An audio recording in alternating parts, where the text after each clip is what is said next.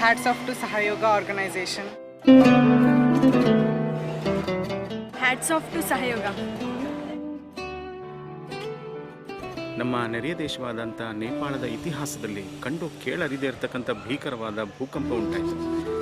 ಸಂಪೂರ್ಣ ನೇಪಾಳನೇ ನೆಲಕಚ್ಚಿ ಹೋಗ್ಬಿಟ್ಟು ನಾವೆಲ್ಲ ಟಿ ವಿನಲ್ಲಿ ನೋಡ್ತಾ ಇದ್ವಿ. ಅಲ್ಲಿರ್ತಕ್ಕಂಥ ಜನರ ನೋವು, ಆಕ್ರಂದನ, ಪಾಪ ಅಂತ ಹೇಳಿ ನಾವು ಮರುಗ್ತಾ ಇದ್ವಿ.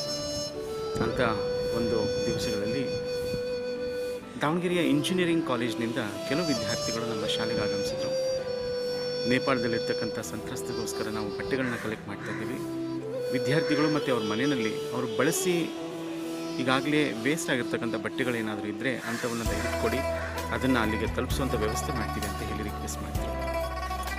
ಆಮೇಲೆ ತಿಳಿದಿದ್ದೇನು ಅಂತಂದರೆ, ಸಹಯೋಗ ಆರ್ಗನೈಸೇಷನಿಂದ ಈ ವಿದ್ಯಾರ್ಥಿಗಳು ತಮ್ಮ ಇಂಜಿನಿಯರಿಂಗ್ ಶೆಡ್ಯೂಲ್ಸ್ನಲ್ಲಿ ಅವರ ಸೆಮಿಸ್ಟರು, ಇಂಟರ್ನಲ್ಸ್, ಎಕ್ಸ್ಟರ್ನಲ್ಸ್ ಮಧ್ಯದಲ್ಲಿ ಇಂಥದಕ್ಕೆ ಬಿಡುವು ಮಾಡಿಕೊಂಡು ಬಂದಿದ್ದರು. ನಮ್ಮ ಶಾಲೆಯ ವಿದ್ಯಾರ್ಥಿಗಳು ಸಾಕಷ್ಟು ಜನ ಬಟ್ಟೆಗಳನ್ನ ಕೊಟ್ಟರು. ಸಹಯೋಗ ಆರ್ಗನೈಸೇಷನ್ ಅವರು ಕಾಲೇಜಿನಿಂದನೇ ಒಂದು ಬಸ್ ತೊಗೊಂಡು ಬಂದು ಬಸ್ ತುಂಬ ಬಟ್ಟೆಗಳನ್ನ ತೆಗೆದುಕೊಂಡು ಹೋದರು.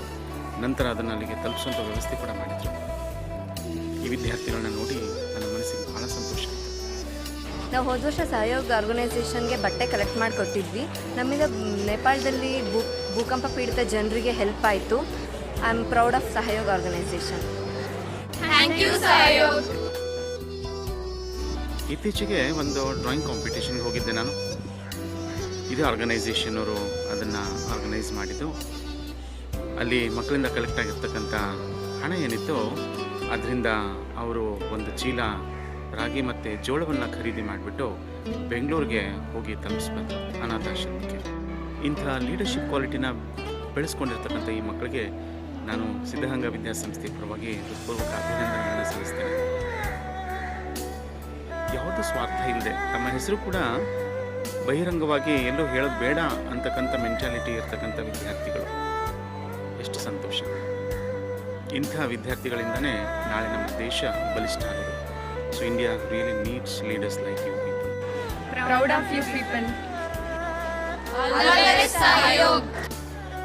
India needs leaders like you. All the best for your future. Thank you. All the best.